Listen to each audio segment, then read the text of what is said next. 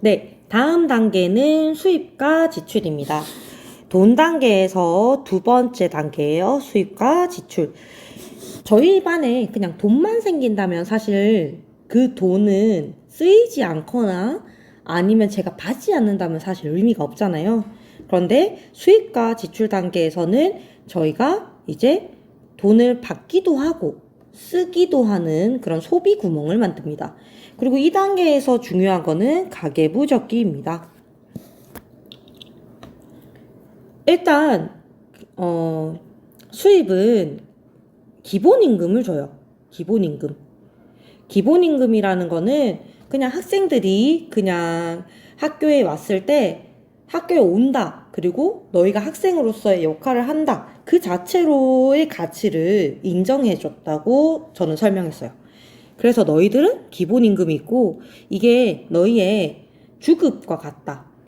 월급은 한 달에 한 번 받는 돈이고 주급은 일주일에 한 번 받는 돈이니까 주급과 같다고 이야기를 해줬어요. 하루에 100원씩 일주일에 500원이라고 저는 책정을 했는데 사실 이 수입 기본임금도 선생님들께서 알아서 이렇게 단위를 책정하시면 됩니다. 그냥 추천드리는 건 그냥 계산하기 편한 500원 추천드려요. 또 지출도 당연히 생겨야겠죠. 애들이 기본임금 준다고 하면 와 하고 굉장히 좋아하는데 그런데 선생님이 돈을 받기도 한다. 선생님이라기보단 사실 정부죠. 정부가 돈을 받기도 한다라는 말을 들으면 바로 헐 이렇게 이야기를 해요.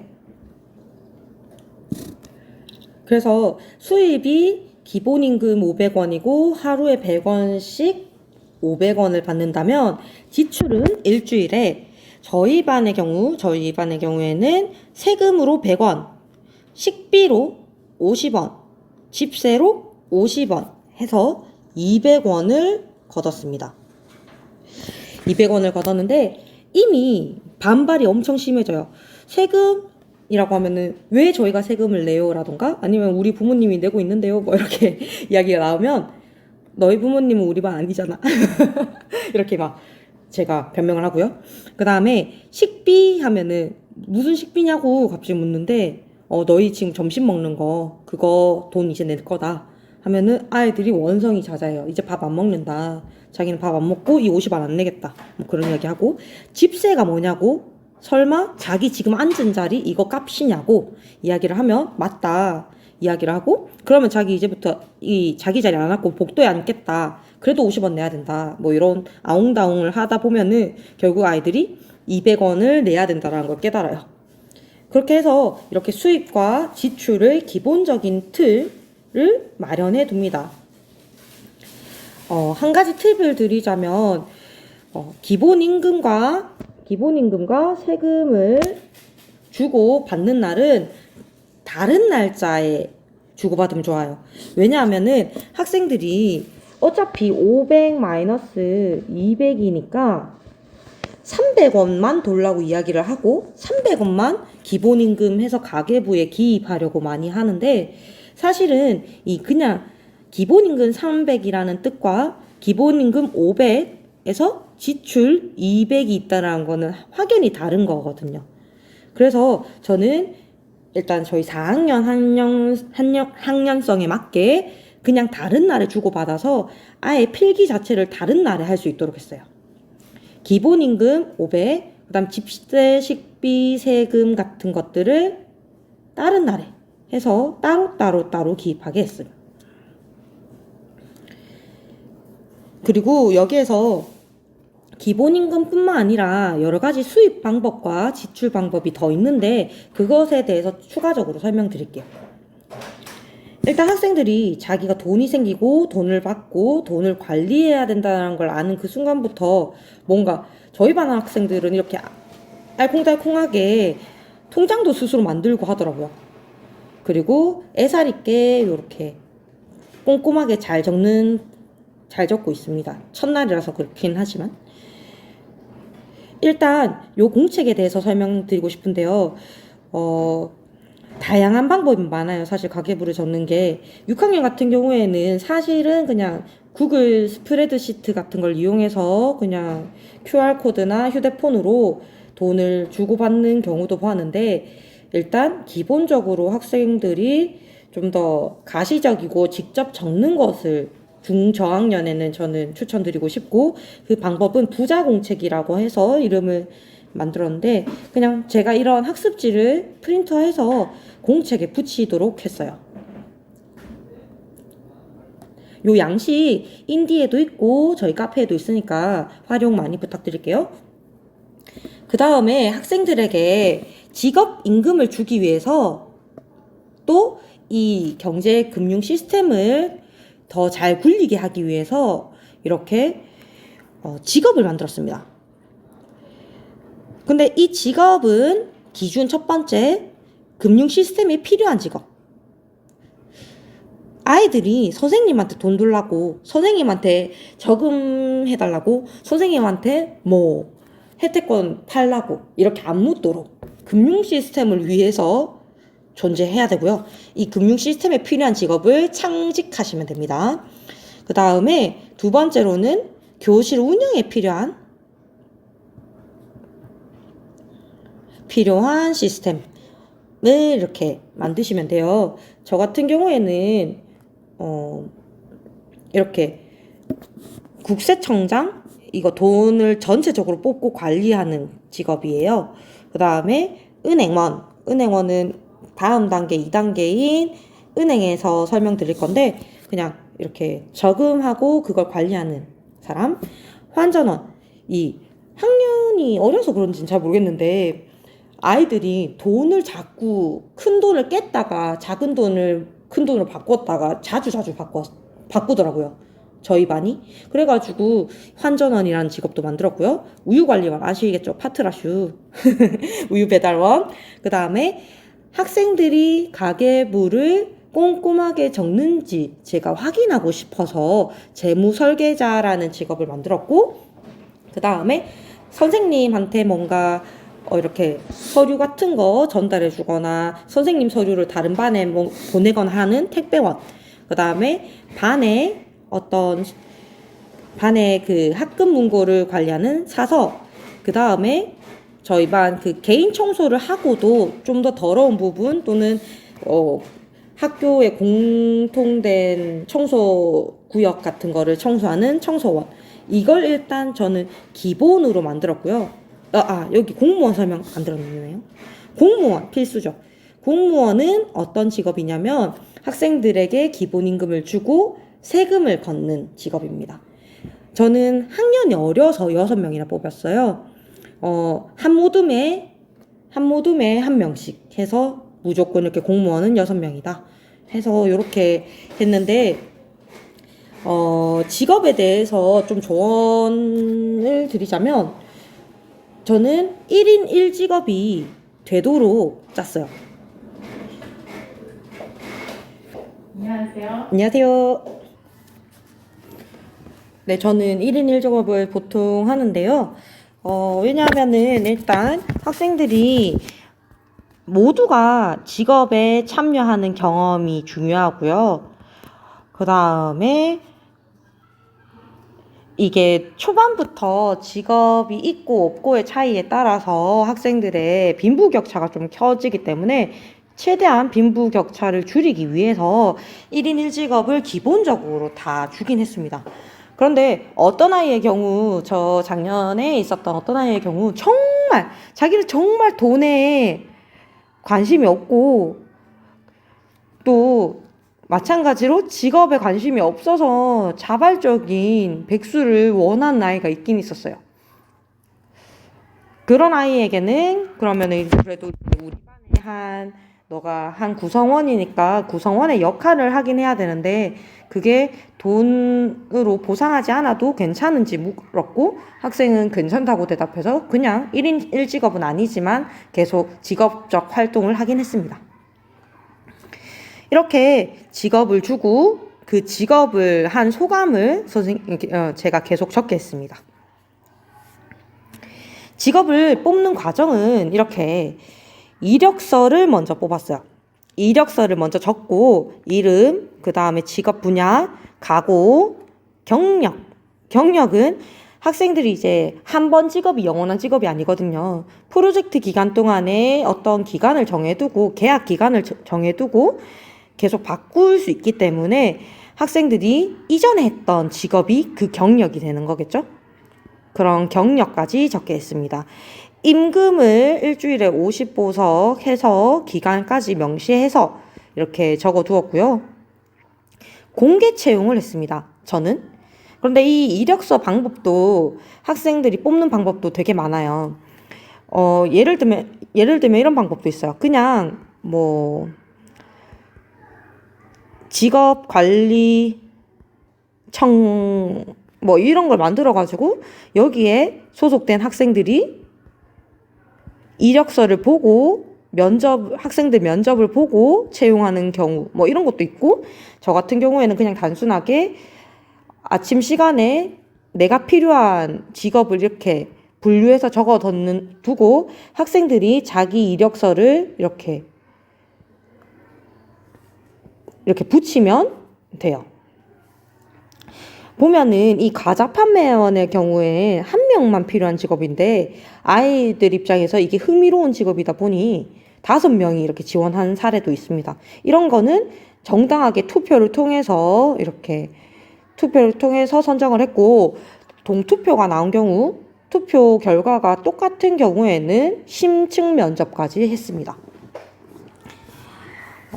지금 여기에 적혀 있는 요 직업 사례는 아닌데요. 하나 그냥 재밌는 사례, 작년에 있었던 재밌는 사례가 뭐냐면, 제가 2학기 때 체육교사를 뽑았어요. 체육교사. 왜냐하면은 체육교사를 제가 왜 뽑게 됐냐면, 저희가 스포츠 클럽 대회가 있는데, 이때 주제가 티볼이었어요. 야구 같은 거죠. 그런데 저는 솔직히 이 티볼에 조금 재능이 없고, 저희 반 남학생과 또 소수 여학생들은, 남학생과 소수 여학생 하니까 뭔가 성평등하지 않아서 발언 잘못된 것 같습니다. 정정하겠습니다. 저희 반 학생들은 야구에 관심이 있었어서 제 생각에는 저보다 학생들이 체육 시간에 가르쳐주면 더 좋지 않을까 하는 저만의 아이디어 때문에 체육교사를 뽑게 됐는데, 이게 지원율이 무려 1대 8이었습니다. 1대 8이었고, 저는 남자 1명, 여자 1명을 채용을 했는데 1대 8이라는 결과 때문에 일단 이 서류 심사하고 면접도 보고요. 그 다음에 실기까지 했습니다. 실기 심사까지. 왜냐하면 면접을 보니까 애들이 얼마나 열렬한지 자기의 어떤 있는 말 없는 말을 다 엄청 잘 말하는 거예요. 이렇게 잘 말할 줄 몰랐는데 발표할 때 이렇게 말 안 하다가 자기가 하고 싶은 직업 되니까 엄청 열심히 하니까. 어쨌든 그래서 제가 객관적인 기준으로 판별하기가 어려워서 실기 시험까지 쳤던 그런 사례도 있어요.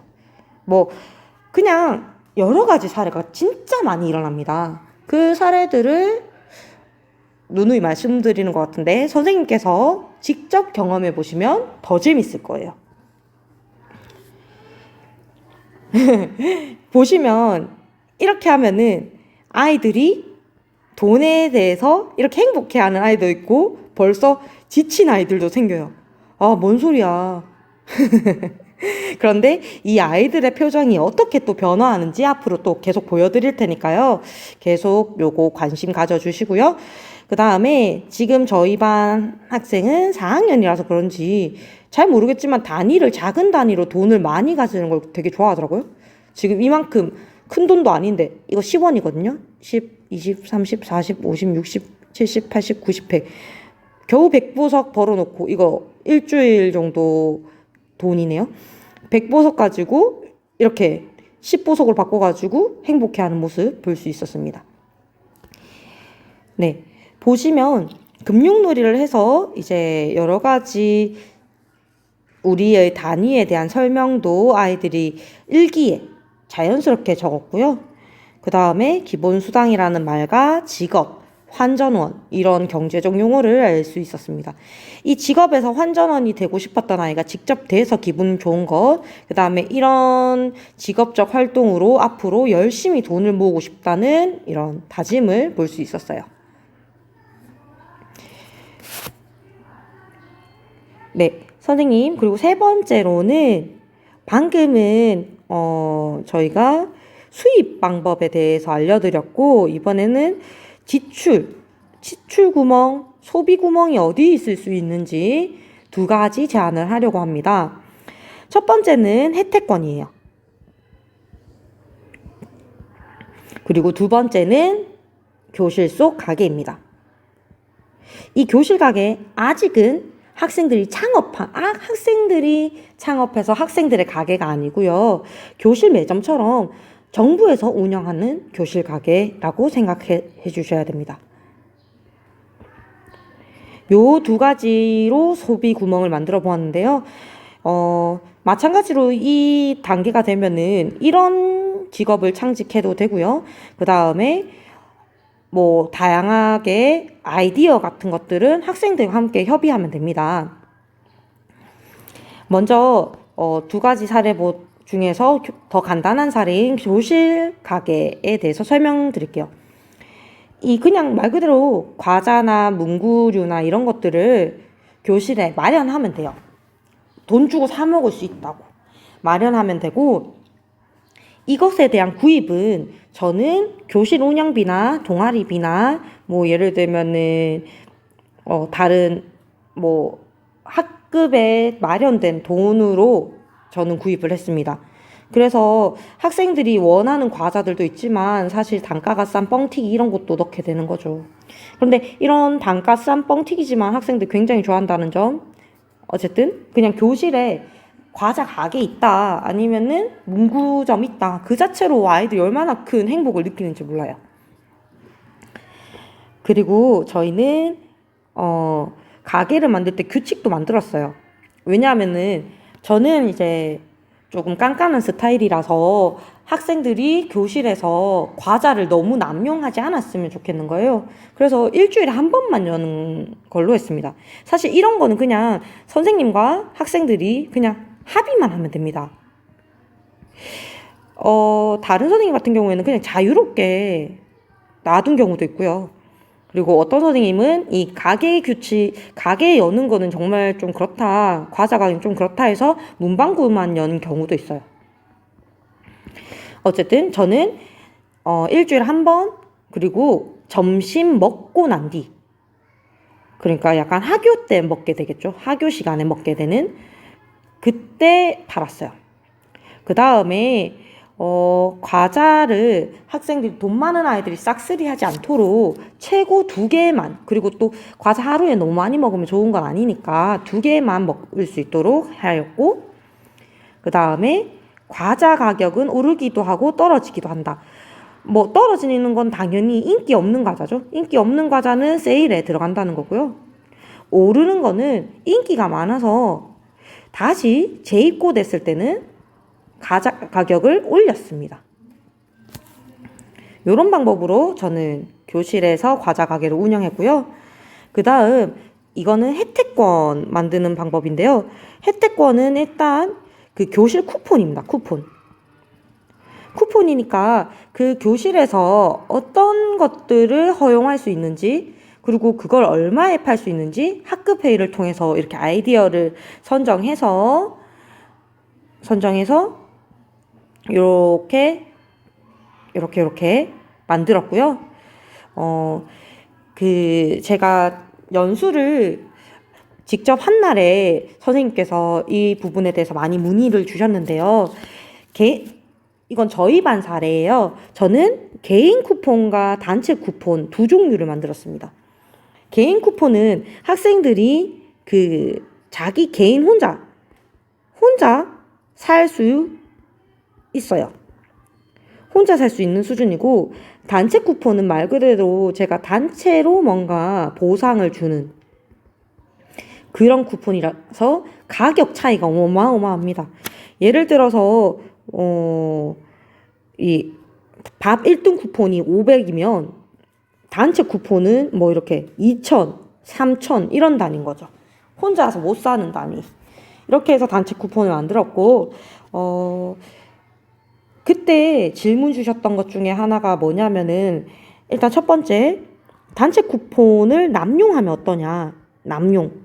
계속 아이들이 계속 돈 모아서 계속 사가지고 일주일에 교실놀이 5번 하고 뭐 이런 사례 없었냐. 이렇게 여쭤주셨는데, 저 같은 경우에는 일단은 약속이 정해지기 전에는 그 약속을 그대로 행동합니다. 그래서 일주일에 애들이 5번 사면은 5번 했어요. 저는 이렇게 했습니다. 했는데, 이쯤 되면은 꼭 반에서 좀 정의롭고 좀 도덕적이고 양심적인 아이가 한둘이 문제를 제기해요. 우리 반 지금 진도 느리다. 저보다 더 선생님 같은 친구들. 우리 반 진도 느리다. 그리고 교실놀이 5번이나 하는데, 그때는 즐겁지만 나는 교실놀이 하고 난 뒤에 뭔가 죄책감이 들고 뭔가 하고 싶지가 않다. 이거 제한을 해야 된다. 이런 말이 들리면 바로 저는 묻니다. 그래서 교실 또 학급 회의를 해서 이런 사례가 있고 이런 고민이 있는데 어떻게 하면 될까 해서 아이들과 함께 해결을 해내가요. 그래서 저 같은 경우에는 이 단체 남용 같은 경우에는 아이들과 협의로 일주일 1시간 한 번. 이것도 이렇게 하다 보니까 학생들이 너무 꼬박꼬박 챙겨 먹어서 또 제의가 들어와서 나중에는 2주일에 한 번이 되었고, 게다가 나중에 한 번 더 제정됐을 때는 기부 금액이 일정 금액 이상이면서 한 번 기부까지 이렇게 요구하게 되는 그런 개인적 사례가 있습니다.